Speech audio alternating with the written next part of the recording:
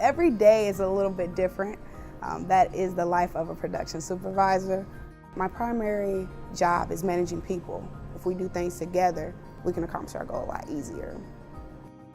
I have 9 parts that I make for the transmission. Every single part, we have certain tolerances that it has to be within. People measure by centimeters, millimeters, we measure by microns because we want the perfect transmission out here. We pride ourselves on what we're putting out, from the smallest part to the biggest part. That's what I love most about Allison Transmission is our quality. Allison Transmission has been around for over 100 years. And when you hear that name, somebody's face lights up. I've had aunts that work here, I've had grandparents that work here. I want to be a part of the reason that Allison Transmission is here for the next 100 years.